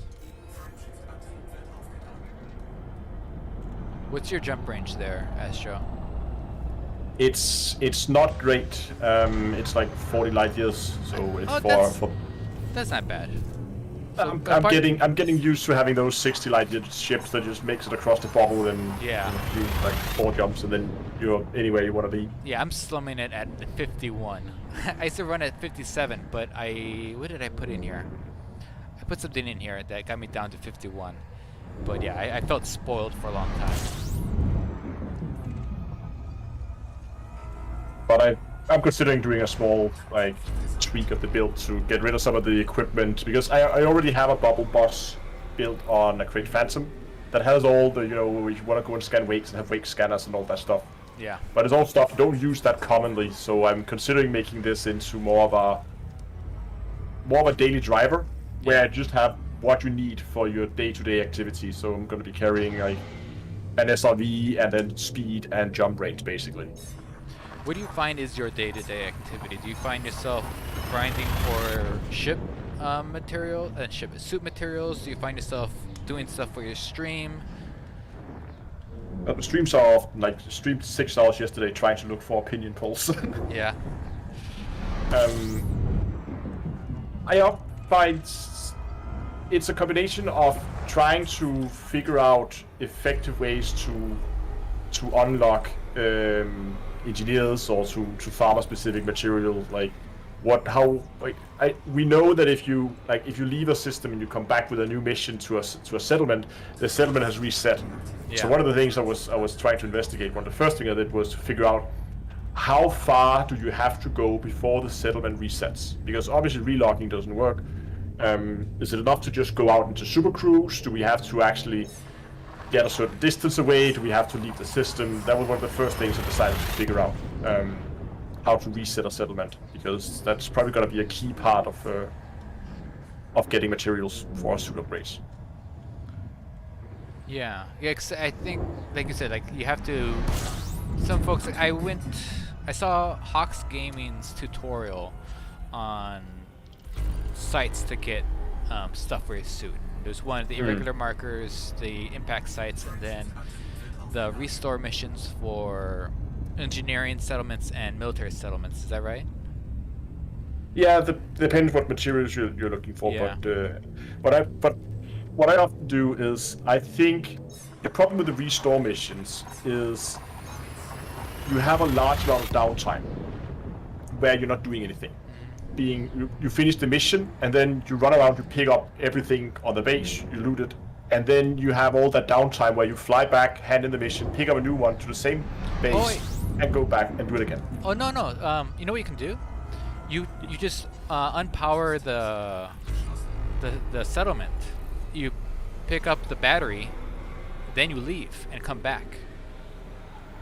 Yeah, you can do it. But what I've been doing is, oh, hold on, an interesting star.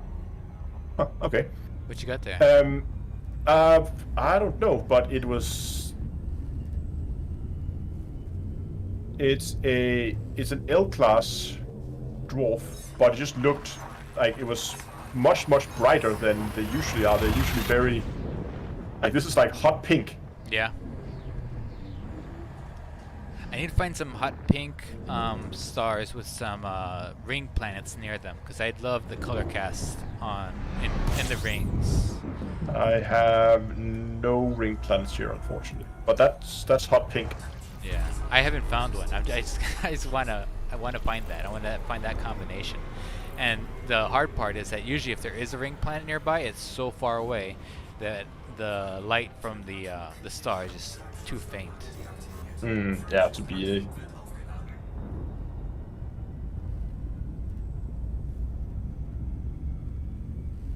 but then what I usually do is I will go in and I will look up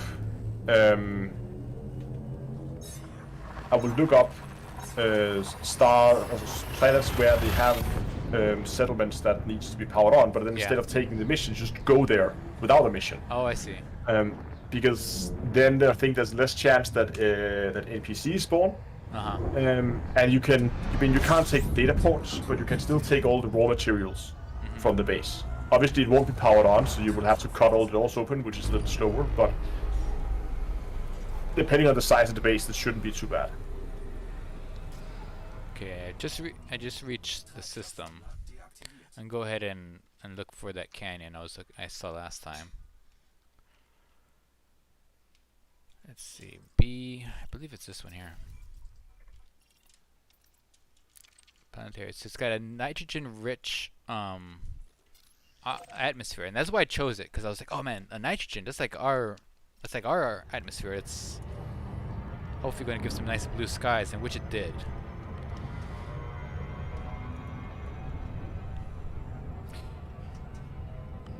I guess I've been just lucky then with my restore missions. I haven't had anybody come attack me, and I do the thing where I put in the battery, I turn everything on so I can go in and out the doors, and I gather all the stuff.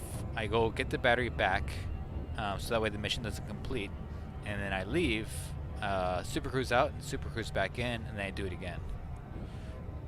Yeah, taking the battery out, doesn't it take forever now? It does. Oh my god, it takes forever. Wait, you're saying it doesn't, or it does? It does take forever. Yeah, it does. I remember it was like that in Odyssey too. I was like, oh man, why does this take so long? I think it's Frontier trying to balance it out so people, like, it's going to be less effective to do exactly that. Yeah. But I didn't think of looking for. I don't know why I didn't think to do what you were saying to do. That seems to be a lot more straightforward. Yeah, the triggers, I mean, I don't know, I haven't timed it, but it feels like the shutting down sequence takes 2 to 3 minutes. Yeah. And I can do it run in about 2 to 3 minutes. It feels like 5 to 7, I'll be honest. It's just, it feels like an eternity. It feels like you could go and watch a movie or something like that and then come back. It's gonna watch an episode of Everybody Loves Raymond and then come back. Okay, so it's... But just that time it takes to power it down you can do a complete run. I mean, so the extra time you have to spend cutting doors open is, I think, still better, especially when you begin to learn the loadout and what buildings to go to and what buildings to skip. Yeah, I'm still learning that. I'm still learning layouts, like where all like the cargo containers are, because I still find myself running around being like, oh, here's another container. Oh, here's another one. I gotta go get another e-breach. I don't usually skip the yellow containers. I just take the ones that you can cut open with the arc cutter. Oh, the lockers. Yeah, the lockers. I feel like it's like one of those games where you smash open the vases. You know there's nothing good in there, even if there is something in there. But I'm like, oh, I gotta open up all the things. Yeah, you have to do it. I gotta smash all the pots.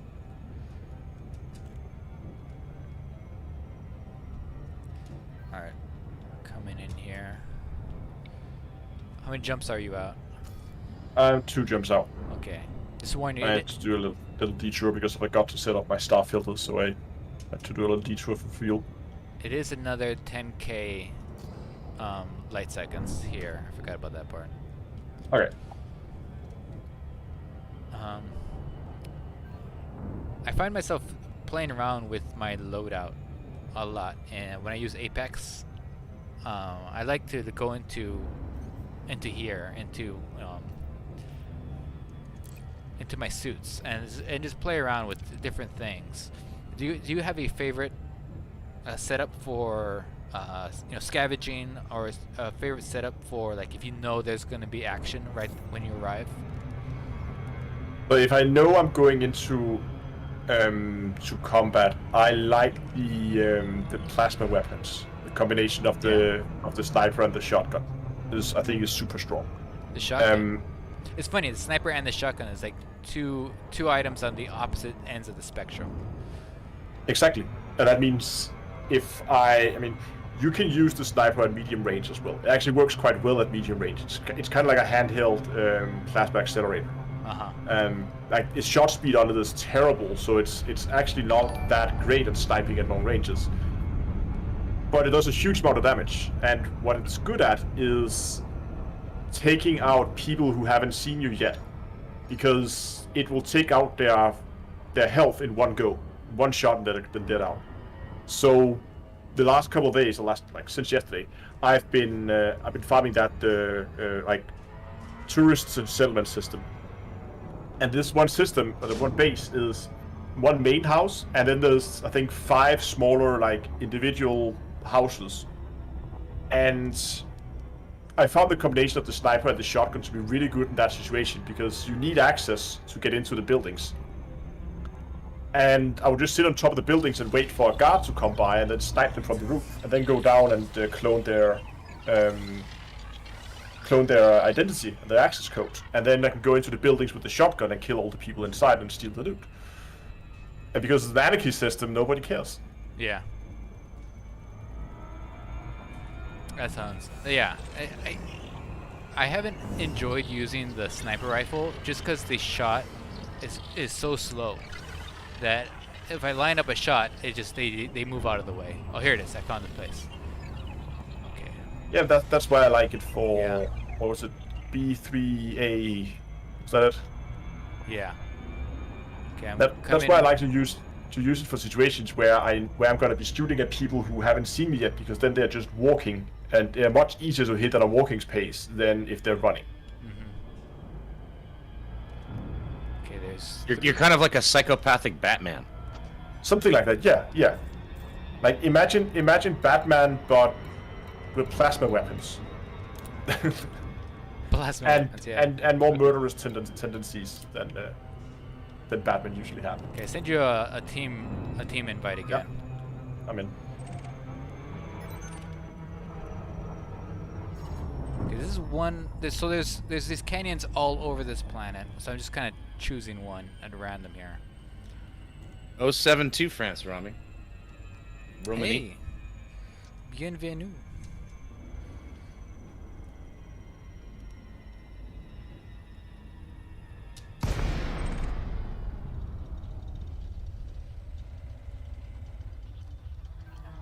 One of the things I like about this place are these large canyons and these big old cliff faces here. Now I probably chose the wrong ship to bring to try to land on this, but I'm gonna try nonetheless. But look at this. Oh, that's beautiful. Man, that's a sight. I'm gonna go into this side ravine over here.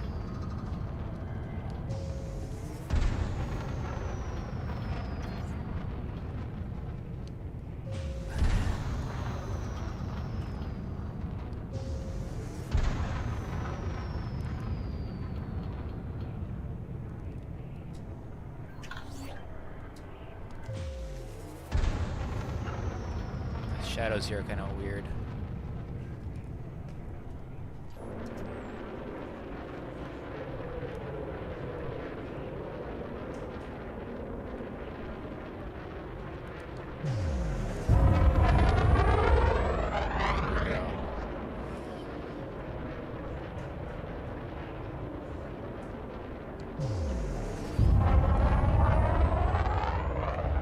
Yeah, if anyone's looking for canyon running, this is the best candidate I've found so far. Not just in canyons, but just in this vista with the ring here and the blue sky.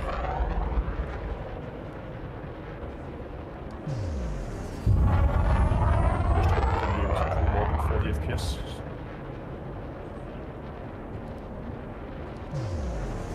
We're Worko 6. It's actually in chat. You might have joined late. We're at RST 1154, going to planet B3A.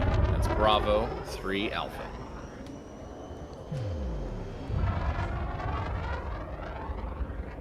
The textures here are not loading in. Oh, there we go. It just looks so weird. It looks like a giant Triscuit cracker.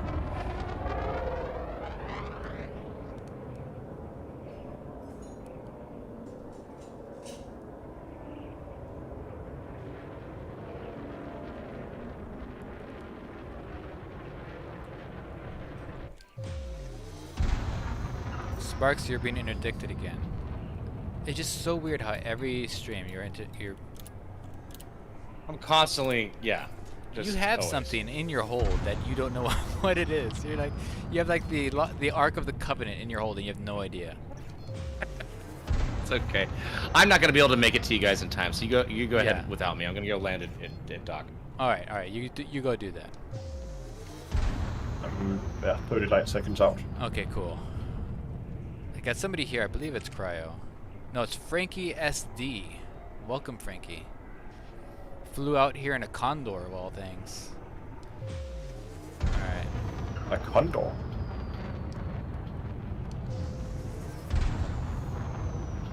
What?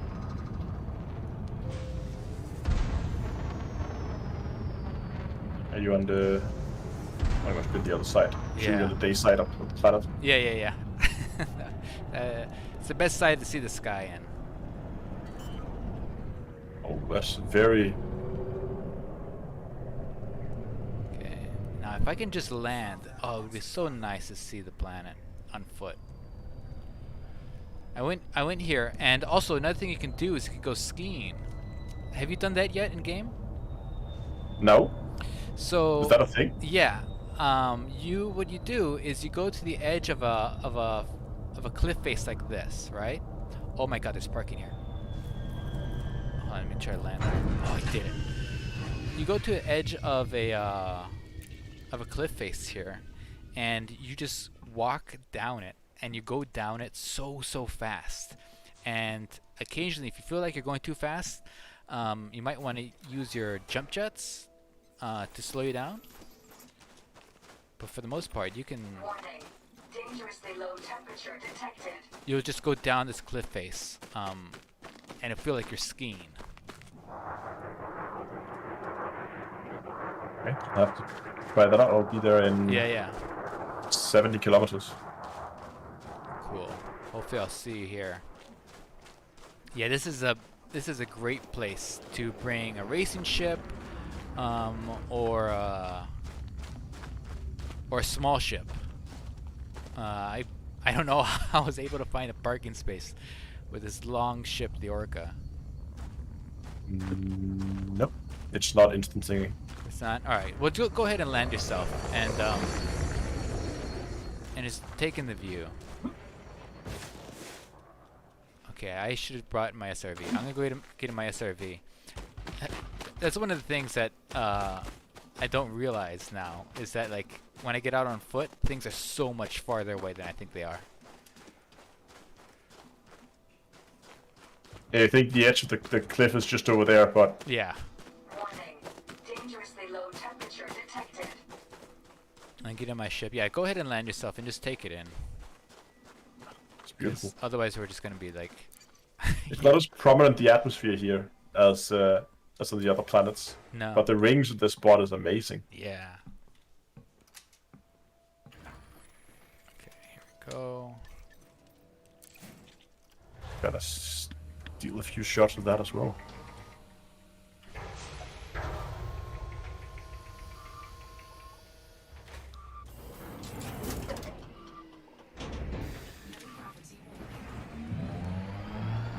Okay, and then I'll close out the stream with an example of downhill skiing in Elite Dangerous. Oh jeez. Hopefully not in the in the SRV. It is slippery on this planet. What a slippery planet. Okay, let me try to fly.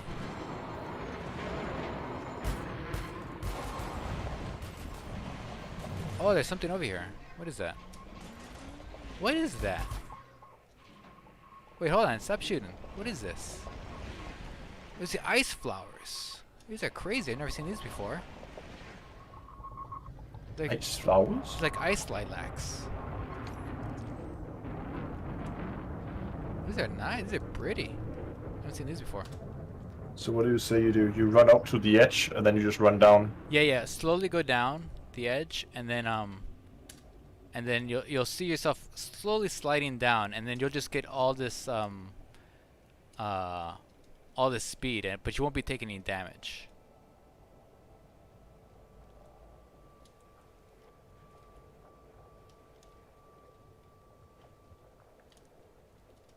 Not sure if I'm doing this right. Very pretty. Very, very pretty.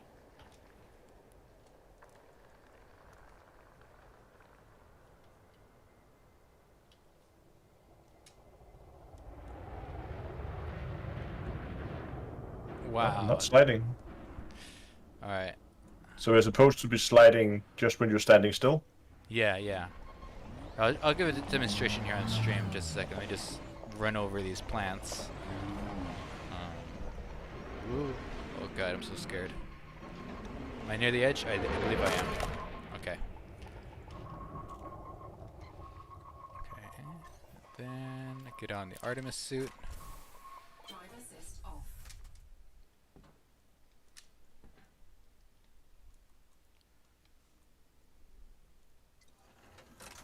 All right.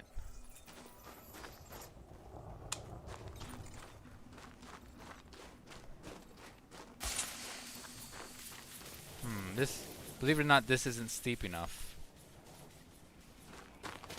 Some more of those ice plants over there.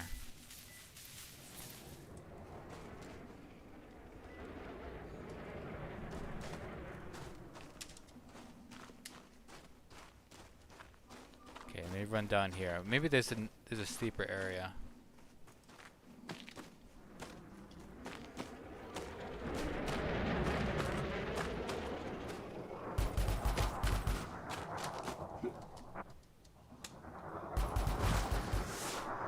Oh, I think the Condor is telling me that we're at really steep areas there. I'm gonna go over there.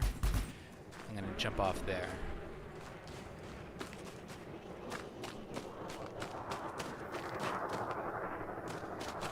See if I can find him. I have a pretty steep slope over here.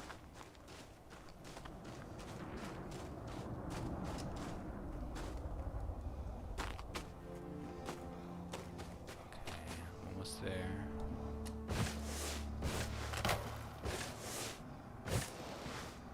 I love the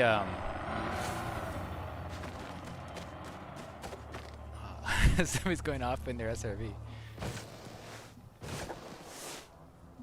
Oh, there's a dance. There's a lovely mating ritual going on between a condor and a mamba.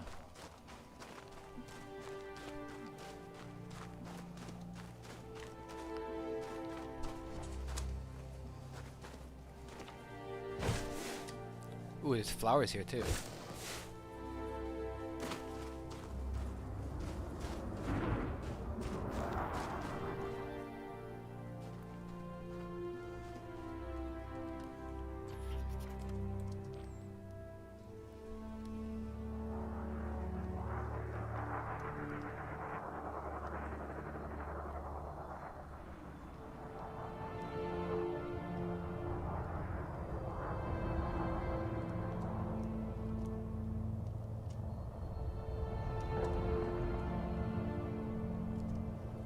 Try to jump off here. How are you doing over there, Astro? I'm looking for a steep cliff. Okay, this looks like a steep cliff to me. Going for it. Oh yeah, this is good. This is the one. That's steep enough. Okay, here we go. Here we go. We're skiing, and we're going. I wish there was like a pedometer so I know how fast I was going. Oh boy, okay, so that's fast. There's an SRV right in front of me. Somebody, oh dear, I'm gonna have to jump over it. Oh wow, I ran into it. Somebody parked the SRV literally right in front of me. Okay, here we go. Come back down. Oh, look at my little feet go.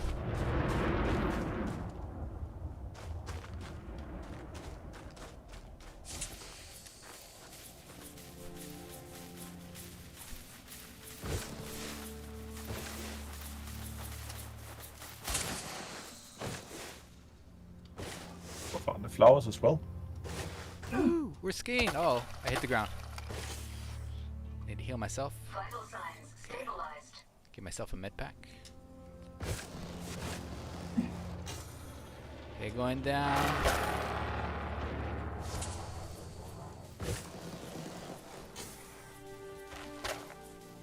Oh dear. Oh dear. Okay, I'm coming in for landing. Coming in. Oh, I did it. Okay. And that's it. We did it. Now I just need to design a slalom course. Yeah, I There think we I found go. a place that's steep enough here as well. Yeah, here we go. Oh, yeah, we did it, guys.